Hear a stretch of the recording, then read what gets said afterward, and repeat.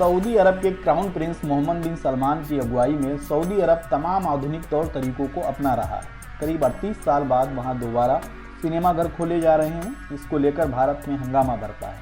भारतीय मुस्लिम संगठन सऊदी सरकार के इस फैसले से नाराज हैं, खास तौर से मदीना में सिनेमाघर खोलने को लेकर। दुनिया भर के मुसलमानों की अकीदत का सबसे पवित्र स्थान है। सऊदी में 1983 से 2018 तक आईमैक्स का एकमात्र थिएटर खोबर में रहा है। सरकार की इजाज़त पर 18 अप्रैल 2018 को रियाद में पहला सिनेमाघर खोला गया। इसकी स्थापना के साथ ही एएमसी ग्रुप ने 5 साल में 40 सिनेमाघर खोलने की योजना बनाई है। सरकार को उम्मीद है कि 2030 तक सऊदी में लगभग 300 थिएटर हो जाएंगे।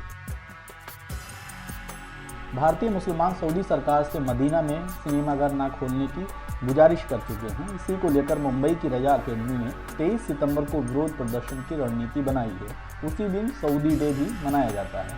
प्रोटेस्ट को लेकर रजा अकेडमी के अध्यक्ष सईद नूरी ने उलेमा और मुस्लिम धर्मगुरुओं के साथ बैठक की है। इसमें कहा गया है कि सऊदी हुकूमत दुनिया के 200 करोड़ मुसलमानों के जज्बात को महसूस करे और एक मुकद्दस जगह को नापाक करने का इरादा छोड़ दे।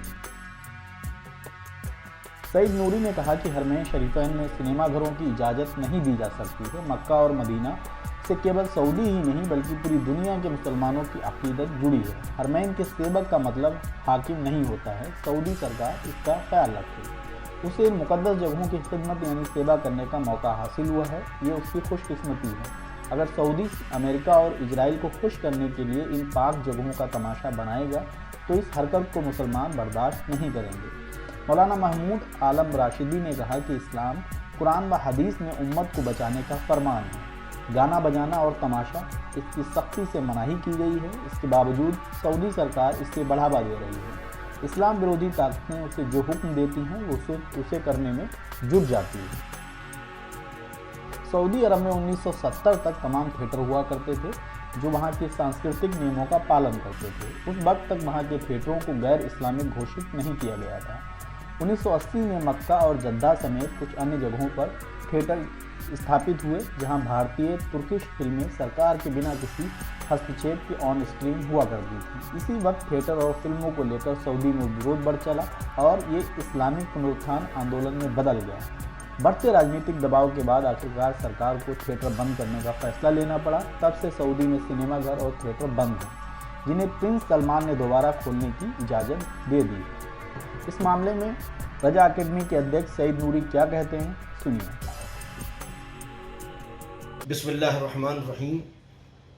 जब से हिजाज मुक़द्दस यानी मक्का मुअज़्ज़मा और मदीने तैयबा में सऊदी हुकूमत ने अपना गासिबाना कब्ज़ा किया है, उस रोज़ से ही उनकी दहशतगर्दी, खूनरेज़ी और जुल्म सितम उनका जारी है।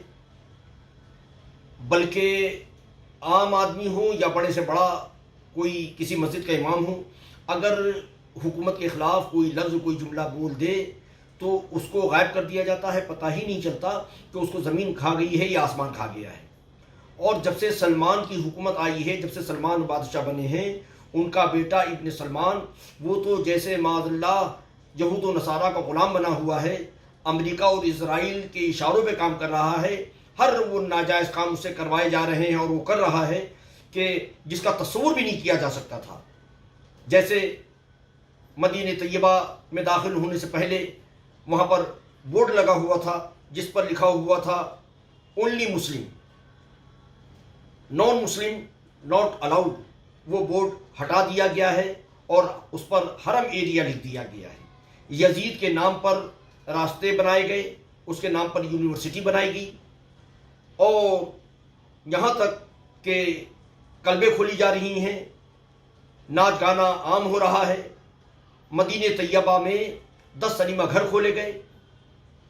इसके खिलाफ रजा एकेडमी ने उलमा कराम की एक मीटिंग तलब की जिसमें यह फैसला हुआ कि 23 सितंबर जो सऊदियों का नेशनल डे है, कौमी दिन है, इस रोज़ बहुत ही बड़े पैमाने पर पूरे मुल्क में, बल्कि जहाँ जहाँ पर भी आशिक रसूल हैं वो एहतजाज करें, सदाए एहतजाज बुलंद करें कि मदीने तैयबा में जो सिनेमा घर खोले गए हैं उसको फ़ौरन बंद करें, वरना मुसलमान तुम्हारे खिलाफ एहतिजाज करता रहेगा।